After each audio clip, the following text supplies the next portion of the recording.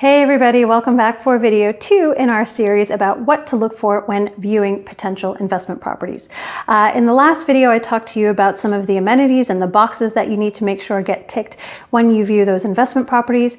And this week, the second tip I would like to offer is to make sure that in order to cost that refurbishment that may or may not be necessary, you go around room by room in the entire property, whether it's just a 1-bedroom flat or even a studio, or it's, a 5-bedroom house.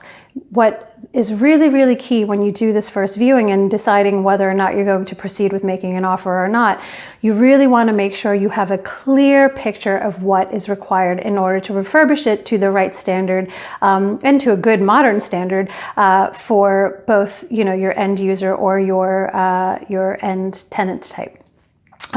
So one of the things that I always suggest is going with a notebook and literally walking around, starting from the front of the house, looking at things like the front door, the windows, the roof, the guttering, all of that kind of stuff, going into the hallway, the radiator, the stairs, the flooring, the lighting, the light switches, the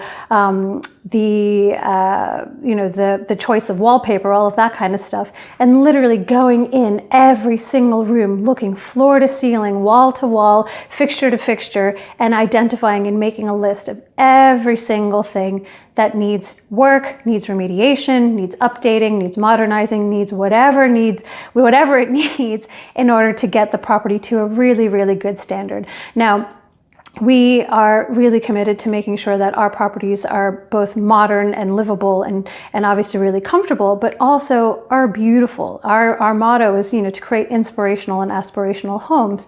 So based on whatever your standard is, and please, I encourage you all to have really good and really high standards. People are making your rental property their home. So it's important that you take care of it and you offer it to them as a really lovely quality home.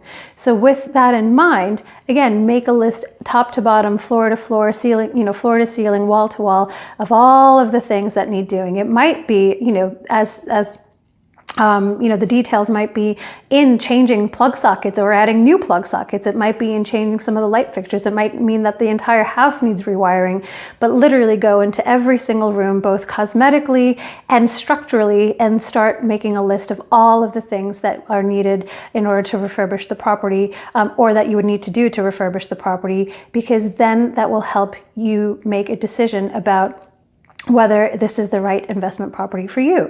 There will obviously be costs associated with doing that refurbishment, so please obviously come back next week for tip 3 in what to look for when viewing investment properties, where I'll give you some more tips about doing the costings on refurbishment. But you don't want to get to the costing stage, or you can't get to the costing stage until you have a very clear picture about the work that is required. So tip 1, make sure that you are very aware of the amenities, both locally as well as internally of the property, and that it ticks all of the right boxes and the important boxes.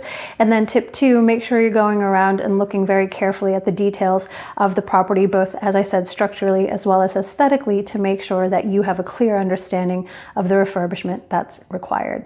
Please come back next week for our 3rd and final tip in this series. Thanks. Bye.